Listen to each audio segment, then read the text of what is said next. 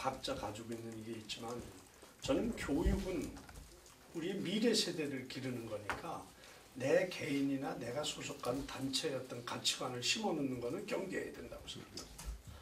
그래서 저는 교육을 할 때 가장 중요한 지표는 국민적 합의가 담겨 있다라고 판단할 수밖에 없는 헌법의 이념이라고 저는 생각합니다.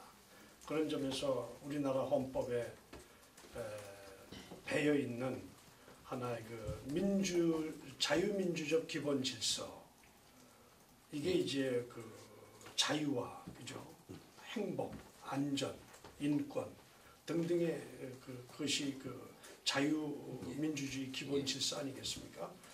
이런 것들을 그 아이들에게 열심히 가르치는 거, 이것이 제가 보기에는 아이들로 하여금 우리나라는 민주공화국이다, 또 우리나라는 자유민주적 기본 질서를 지향한다. 이게 자유민주적 기본 질서 속에 자유와 뭐 평등과 기회균등과 이런 것들이 있기 때문에 저는 교육감이나 교육에 책임을 지고 있는 사람, 특히 유초, 중고 학생들이라고 하면 이런 아이들은 그런 헌법에 나타난 교육의 이념이라고 그럴까요? 이거를 아이들에게 충실히 가르치는 것이 하나의 그 중요한 그런 이념이 되고 지표가 될 거다. 저는 그렇게 생각을 합니다. 그러면 문제 제기하셨을 때 정교조는 그렇게 하지를 못했다라고 하는 판단을 하시는 겁니까? 글쎄, 그런 점에서 보면은 너무 전교조라고 하는 것이 예컨대 뭐 저는 잘 모릅니다. 많은 분들이 너무 그 반미 친북 성향이다라는 얘기를 하시고, 또 이 교육을 너무 어떤 그 노동의 관점에서 바라보고, 또 뭐 여러 가지 문건에서 보면은 그런 어떤 사회 정치 민주화라든지 뭐 통일이라든지 이런 어떤 그 단체의 어떤 그런 그 성격을 너무 강하게 드러내고, 이 뭐 단체의 성격을 드러내는 건 좋은데 그것이 이제 어떻게 보면 전교조 선생님들이 많은 학교에서는 어떤 계기 수업을 통해서 뭐 시위 참여도 유도한다든지 어떻게 보면 상당히 그 특정한 어떤 사람들만 모이는 쪽으로 또 아이들이 참여하게 유도한다든지 뭐 등등의 그런 얘기를 이제 신문지상을 통해서도 보고 많은 이런저런 얘기를 이제 들으면서 저는 좀 그런 것들이 좀 궁금하죠. 그런 점에서 우리가 가지고 있는 자유민주적 어떤 기본 질서하고 그런 어떤 전교조 우리 이수호 후보께서 그런 이제 전교조 활동을 쭉 해오시고 그러셔서 이제 거기에 어떤 그 좀 갈등이 있는 거 아닌가. 사실은 좀 묻고 싶었어요. 좀 그런 점이 우리 그 헌법에 나왔던 자유민주적 어떤 기본 질서와 지금 그 전교조가 이제 가지고 있는 그런 계기 수업이라든지 이런 걸 통해서 나타나는 또 국민들이 우려하는 그런 점하고가 어떻게 조화를 이루는 건지 그런 게 좀 궁금했죠. 좀 논쟁이 될 것 같은데. 예, 뭐 크게 안 될 것 같은데. 아니 헌법을 부정하는 사람이 그건 아니죠. 저 개인 말할 필요 없고 전교조가 헌법을 부인한다면 뭐 전혀 아닙니다. 예, 헌법에는 뭐 자유민주적 기본 또 있지만 그것도 존중돼야 되지만 우리 헌법 전문에 맥맥히 흐르고 있는 그 우리 민족과 우리 국가의 그 정체성 이게 다 종합적으로 중요한 거 아닙니까? 그게 보면 학생과 관련된 게 4.19의 정신이라든지 또 민주화 과정에서는 이게 헌법 정신에 다 녹아 있습니다. 구체적으로 표현이 되어 있습니다.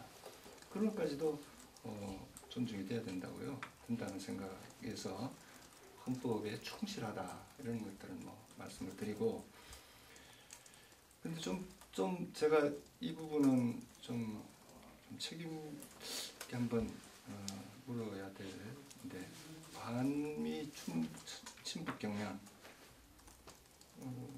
이건 뭐 무슨 어떤 걸 가지고 이렇게 하셨는지 이런 좀 책임 있는 해명이 필요할 것 같고, 또 계기 수업을 통해서 뭐 시위 참여를 유도했다, 시위 참여를 유도한 그런 어떤 사례를 가지고 이렇게 말씀하신 건 좀 제가 뭐 다음에 한번 뭐 지금 이 자리에서 있는 듣고 싶고요. 다만 저희들이 아까 얘기한 뭐 민주화 통일 뭐 이런데 너무 관심이 많은 거 아니냐? 그렇습니다. 민주화 통일 이런 것들은 사실 최근 우리 역사의 과제였죠. 예,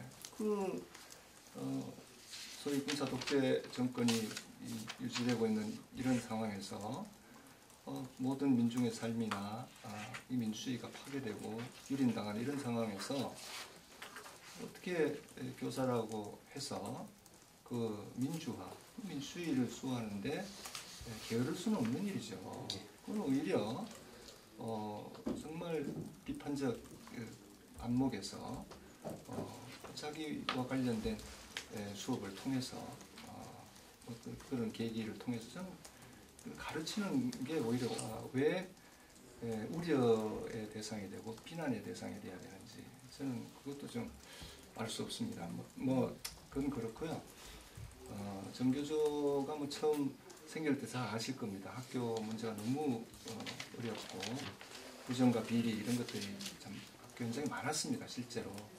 그래서 뭐 돈 봉투 안 받기 운동 우선 뭐 이런 거부터 소박하기 시작한 거거든요. 학생들이 그때도 자살을 하고 그래서 아이들이 죽어가고 있는데 우리는 도대체 뭘 하고 있는가? 선생님들이 좀 반성하고 좀 아이들을 더 이해하고 사랑해보자. 뭐 이런 그 운동을 시작해서 참교육 운동으로 시작했고 저는 그 정신이 여러 가지 보수 언론이나 이런 데 대해서 좀 공격을 받고 왜곡당하기도 했지만 맥맥히 지금 이어가고 있습니다. 최근에 우리 공교육의 대안으로 제시되고 있는 이런 혁신학교 운동 이런 것들도 정교수 참교육 운동의 일환인 작은 학교 운동이라든지 이런 데 뿌리를 두고 있거든요. 그래서 뭐 지금도 학교에서 정말 가장 헌신적으로 열심히 다른 선생님들과 함께 저는 학교 일에 열심히 하고 있는 우리 선생님들이 바로 정교조 교사가 아닌가. 예컨대 반미 친북이다.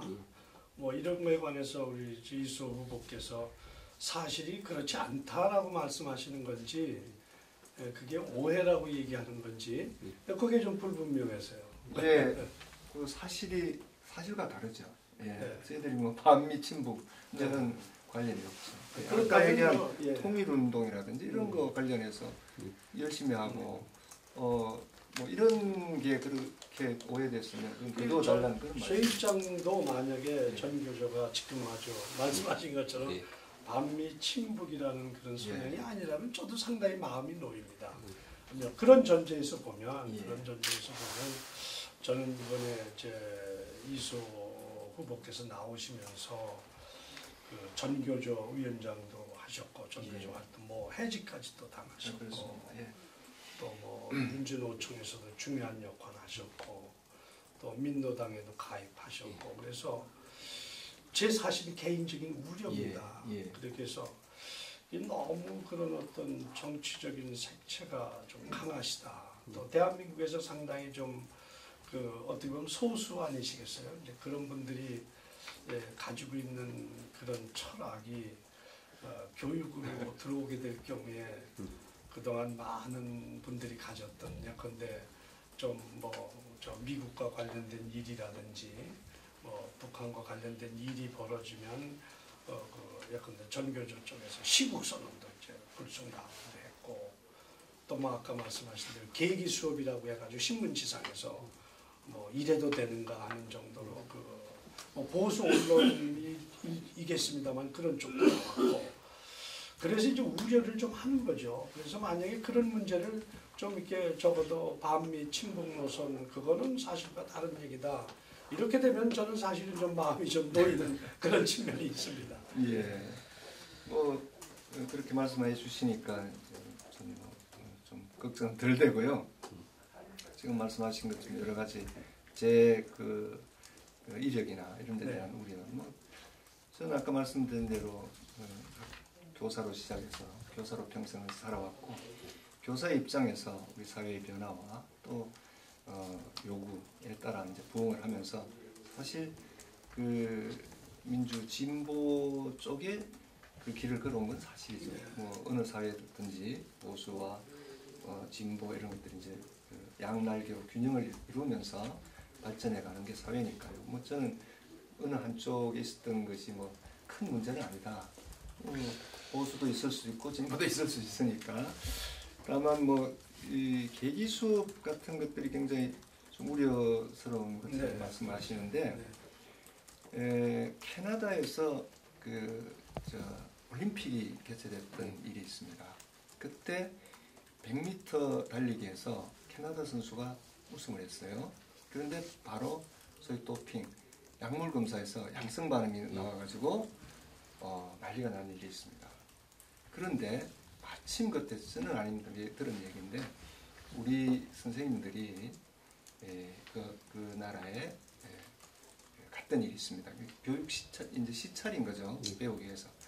그 다음날 아침 교실에 갔는데 수학 시간이었는데 수학보다는 자 지금 올림픽을 하면서 이런 일이 벌어졌다. 이거에 대해서 너희들은 어떻게 생각하느냐. 정말 그러면서 토론하고 하는 모습을 보면서 야 이게 정말 이렇게 해서 아이들이 뭔가 균형적 감각과 또 토론이 뭔지 또 우리 사회와 어떻게 함께하는지를 가르치는구나 이런 걸 보고 정말 우리도 배워야 되겠다 이렇게 했다 그러는데 그런 중요한 계기가 있을 때 그걸 무시하는 것 자체는 저는 어떻게 보면 학교의 직무유기라고 봐요. 모든 관심이 거기가 있는데 그걸 없은 듯 생각하고 그냥 수학이면 수학만 그냥 가르치 이런 건 아니지 않느냐. 이런 계기 수업은 꼭 필요해서 정말 교사들의 그런 믿고 할 때 그래서 되는 거지 그런 것까지 다 유지하고 이건 된다 이건 안 된다 이러는 사이에 우리 교육이 지금 어려워져 있는 거예요. 제가 이제 그 계기 수업에 대한 우려는요. 어른들이 합의가 안 된 사항을 아이들이 참여시키는 것은 그 점이 계기 수업의 문제점입니다. 그런데 지난번에 광우병 사건만 해도 어른들이 싸우는 것은 제가 진보, 보수 얼마든지 나눠서 싸웁니다. 그것에 관해서 자라나는 아이들은 어른들이 얘기하는 걸 보면서 그죠? 그걸 객관적으로 관찰하면서 균형 감각을 갖게 해야 되는데 아이들이 직접 그런 현장에 참여하고 하는 것은 저는 좀 위험하다고 생각하거든요. 그런 점에서 계기 수업은 어디까지나 어른들끼리 하면 좋죠. 그 계기 수업이라는 이름으로 아이들은 어른들끼리 논쟁 중이고 어른들끼리 지금 합의가 안 이루어서 한참 이루어지는 일에 아이들을 참여하면 아이들은 지금 취약한 아이들 아직 정서가 또 이성이 굳어가는 아이들이거든요. 발달하는 아이들을 거기다 넣으면 이것이 이른바 쇠뇌가 될 수 있고요. 그런 점을 저는 우려합니다. 교육에서 가장 우리가 두려워야 할 것은 자라나는 아이들에게는 균형적인 시각을 갖게 해야 되고 어른들이 첨예하게 논쟁 중인 사건에 아이들을 끼어들이면 아이들이 어려워집니다. 저는 그걸 우려하는 겁니다. 먼저 이수호 후보께 좀 여쭤보겠습니다. 그 광노현 교육감이 이제 대법원에서 그 사전 뇌물죄로 유죄 판결을 받았습니다. 여기에 대해서 그 어떠한 의미가 있다고 이걸 뭐 인정을 하시는 건지 광노현 교육감이 인정을 안 하고서 이렇게 들어가시는데 뭐 여기에 대해서 어떤 입장이신지가 좀 궁금합니다. 아니 뭐 우리 나라의 이제 법 체계상 대법원의 판결은 가장 상해 판결로 유효한 거죠. 그건 뭐 당연한 겁니다. 다만 그럼에도 불구하고 또 다른 장치인 이건 법에 문제가 있다. 그래서 이제 헌법 소원을 제기했고 곧 이제 그것도 발표를 한다 그러니까 저는 그런 차원에서 광노 교육감이 자기의 그 진정성을 계속 주장하는 그런 점을 또 존중을 하고 그런 입장이죠. 예. 그 문용민 후보께 여쭙겠습니다. 그 지난 10일 날 서울시교육청 기자들하고 간담회를 하시면서 이제 첫 간담회였던 걸로 기억을 하는데 그때 이제 처음 발언하셨을 때는 이제 광노현 전 교육감이 추진했던 인권조례 문제라든지 무상급식, 혁신학교 이런 거의 장점은 살리겠다. 이런 취지의 발언을 하셨습니다. 그때 뭐 부작용이 있으면 좀 줄이겠다. 오히려 이제 장점을 살리겠다는 취지로 이제 발언을 하셨는데 그 다음에 이제 공개 인터뷰에서는 박노현 교육감 교육 정책에 문제가 많다.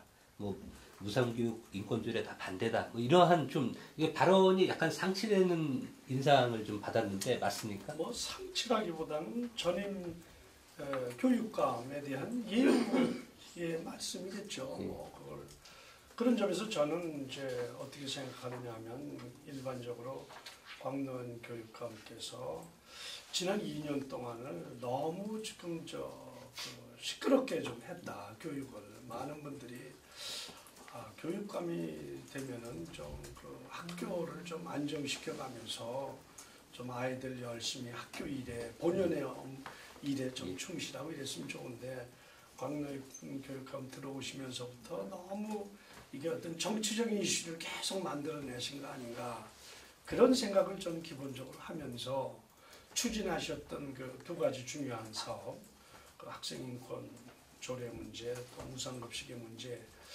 이거를 좀 더 좀 진중하게 깊숙이 생각을 하셔가지고 이렇게 되면 어떤 부작용이 생기고 어떤 좋은 점이 있고 뭐 이걸 좀 그렇게 좀 이렇게 사려 깊게 생각을 했으면 그렇게 시끄럽지 않았을 거다 하는 그런 생각을 기본적으로 갖습니다.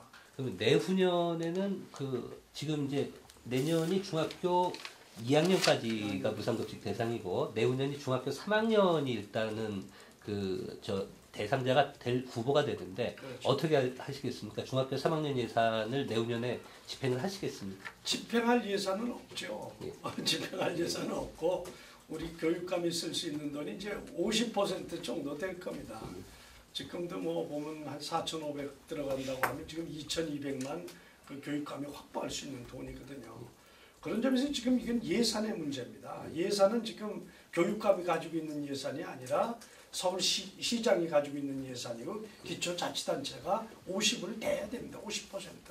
그러니까 아마 이 무상급식을 하기 위해서는 그런 어떤 예산 확보 활동을 열심히 해야 되겠죠. 저는 그렇게 생각해요. 일단 아이들에게 우리 학부모들에게 무상급식 하겠다고 약속을 하신 거잖아요. 그럼 누가 했든 간에 아이들이 학부모가 보기에는 교육감이 약속한 겁니다. 어떤 교육감이든 간에 교육감이 약속한 거기 때문에 저는 아마 예산 확보를 위해서 무지개 노력을 하지 않으면 안 되겠다는 그런 생각은 가지고 있습니다. 제가 좀 구체적으로 좀 답을 얻고 싶어서 이제 그랬던 건데 그러면 이제 교육감에 만약에 취임을 하시면은 내후년에 중학교 3, 고등학교는 좀 논외로 하고요. 중학교 3학년 예산을 일단은 예산 계획을 세우실 건지 그거를 좀 여쭙는 겁니다. 그렇습니다. 확보하기 위한 노력이 없이는 안 되겠죠. 내 돈 주는 게 아니니까요. 내후년에 그렇죠? 중학교 3학년 그럼 저는 예산 확보를 위해서 노력을 하겠다는 겁니다. 예산 확보를 위해서 노력도 하실 거지만 네. 중학교 3학년 무상급식은 내후년에 차지하도록 하겠다라는 이런 전제가 지금 아마 그런 약속하에 있고 또 이제 고교 무상교육까지 가니까 뭔가 이제 중앙정부라든지 또 지방자치 쪽에서 예산 확보에 언약을 받아야 되겠죠. 아마 그 노력을 해야 될 겁니다. 이건 저는 예산의 문제라고 봅니다. 이미 무상급식 약속은 한 거고요. 그죠? 국가가 한 거니까 이제 예산 확보가 이제 아주 관건이 되리라고 봅니다. 그 예산 문제에 대해서 좀 여쭙겠습니다. 고등학교까지 무상 교육을 이렇게 공약을 하셨죠? 그러면 이제 적지 않은 예산이 필요할 거고 이게 서울시교육청이 할 수 있는 건가에 대해서도 또 의문이 들고 하는데 그 부분에 대해서는 보관이 있으십니까? 예, 교육감상을 넘는 거죠. 다만 그런 의지와 구체적인 계획을 세우고 지금 문 후보께 말씀하신 것처럼 재원 확보를 위해서 온몸을 던져서 이제 노력을 해야 되겠죠. 다만 지금 말씀하신 것처럼 이제 보편적 복지가 교육복지 차원에서 굉장히 확대되고 획기적으로 이제 나아질 그런 여러 가지 시대에 도래해 있다는 겁니다. 예산과 관련해서 아시는 대로 우리 박근혜 후보도 고교 무상 의무 교육 이렇게 주장을 하고 계세요. 문재인 후보도 마찬가지고요. 그렇다면 이미 대통령이 되면 그런 정책을 써서 하겠다는 거니까 저는 당연히 그게 맞춰서 같은 기조로 그렇게 하고 다만 예산 배분과 관련해서는 지금 우리 문 후보 말씀처럼 정말 좀 고등급 교육으로 또 국제예산으로 많이 책정되도록 노력하고 함께 뛰는 수밖에 없습니다.